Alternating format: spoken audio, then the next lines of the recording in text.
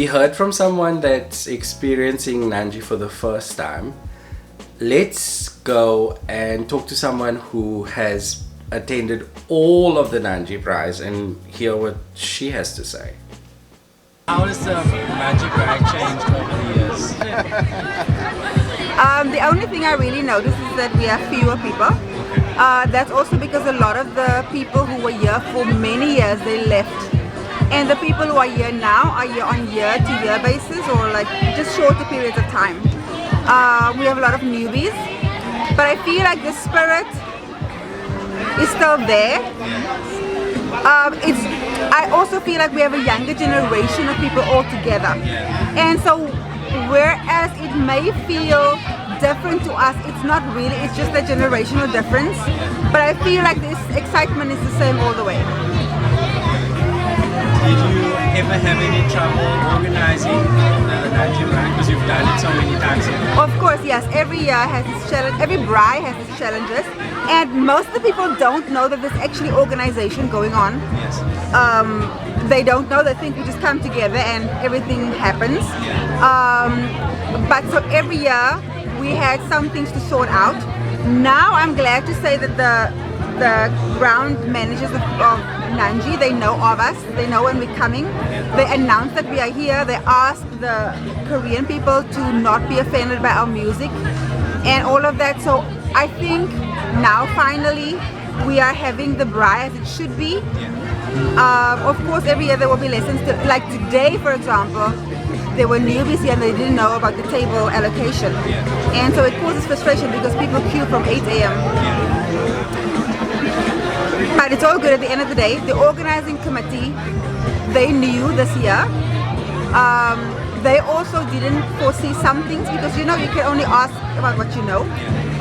But I think it's going to be fun because at the end of the day when there's a braai, it turns out well. Last question, are you going to enter the dance competition?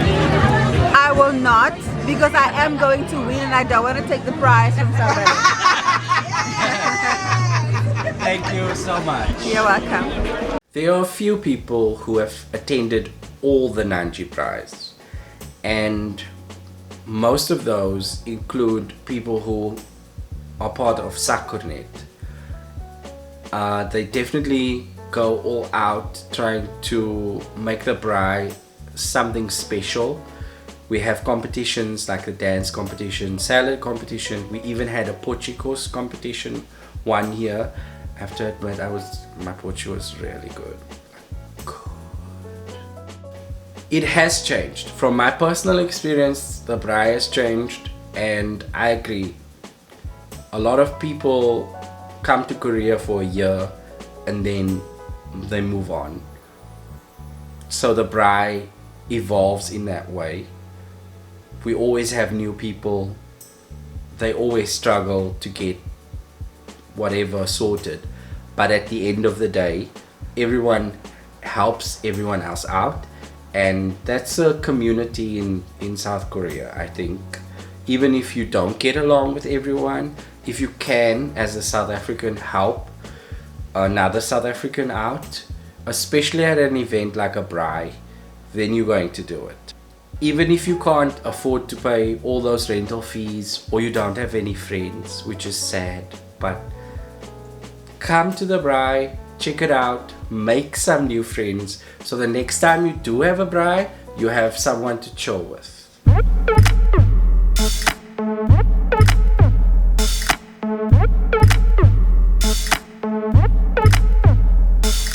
So every braai has a dance competition, and you really need to see it to believe it, because Nanji has like no grass whatsoever. It's basically gravel, so you be dancing in the gravel and kicking up the sand and whatever. You know, South Africans, you're not gonna be like just dancing slowly or doing the funky chicken. And this year, actually, let me just point one thing out.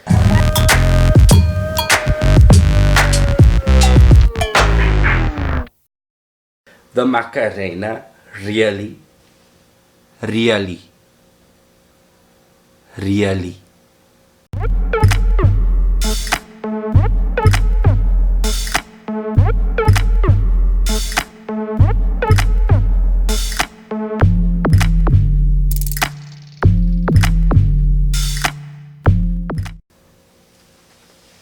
No words.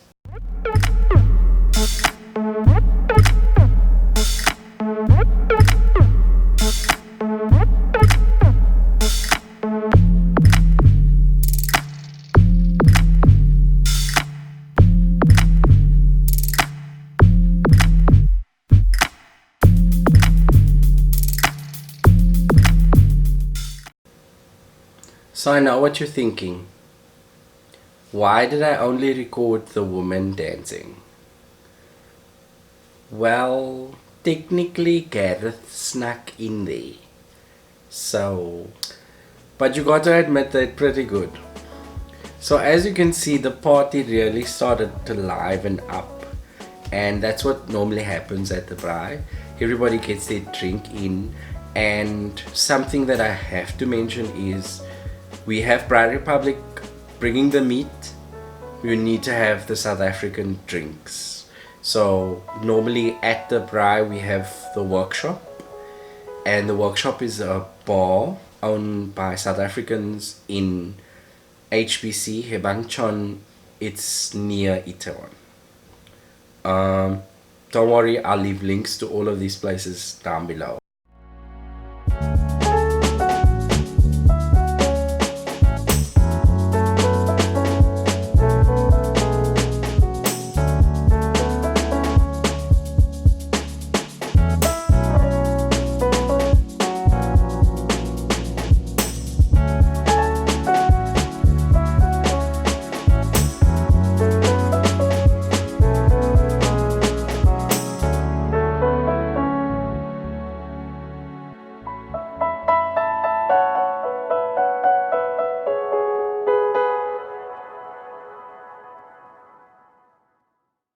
They normally bring us the springbokkies and the klipdrift and all the beers and things, and you might think that this is all normal, like what am I going on about? But in Korea you just can't find any of these things. You would have to go to a specific place. Like I said with the salad, you have to go here and go there, or order everything online and hope that it comes in time so that you can use it all to party. There's something really important that we just need to listen to. It's the anthem. So we get up and everybody's standing together and we start singing.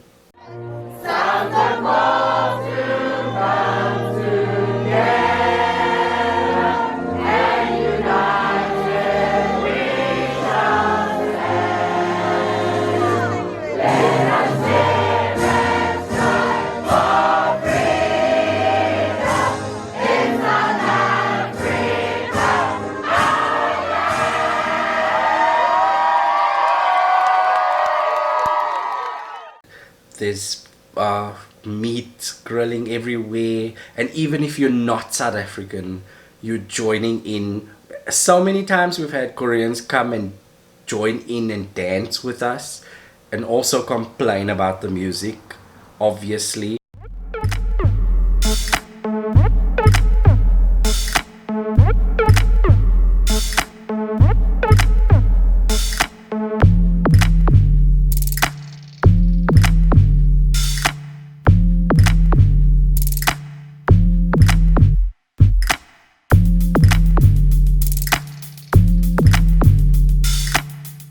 So we had this group of Koreans sitting right next to us, and they had a Bluetooth speaker thing, and they were playing really loud K-pop.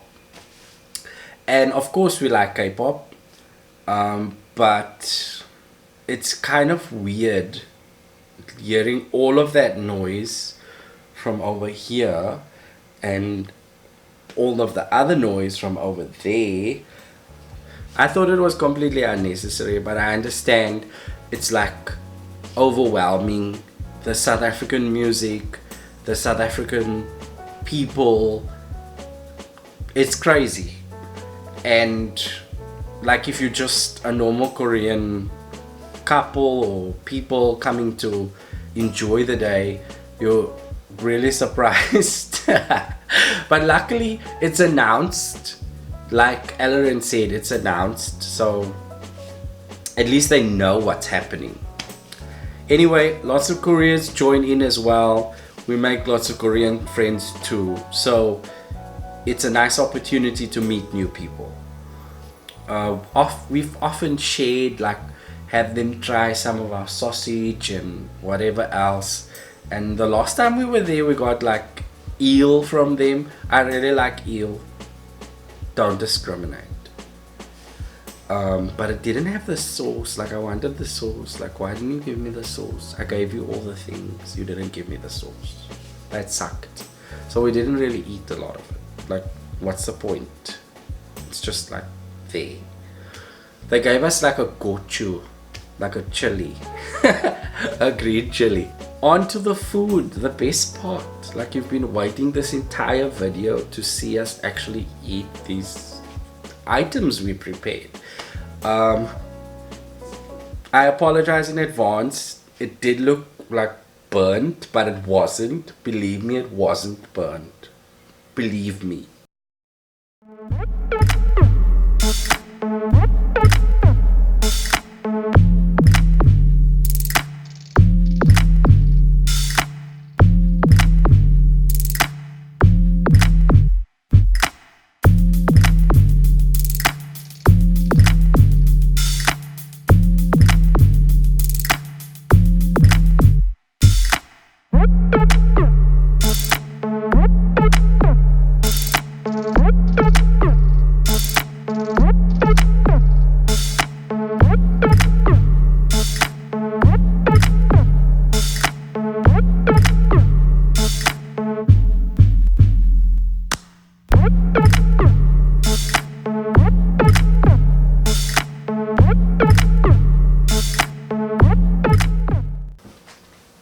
And anyway, the queen really likes burnt chops, so I was just giving her what she wants. Yeah, the food is really good. We normally leave Nanji, get in a taxi, go back to Itaewon, get changed, and go out for the night. Enjoy ourselves. We did all of that. It's not going to be included on the video because it's crazy. And when we finally got back to the room, we were really hungry, so we took out the chops from the fridge in our tipsy state and ate them, like in the middle of the night in the dark, because that's what you do. And of course, every Nanji Braai, you just feel a little bit more at home in Korea.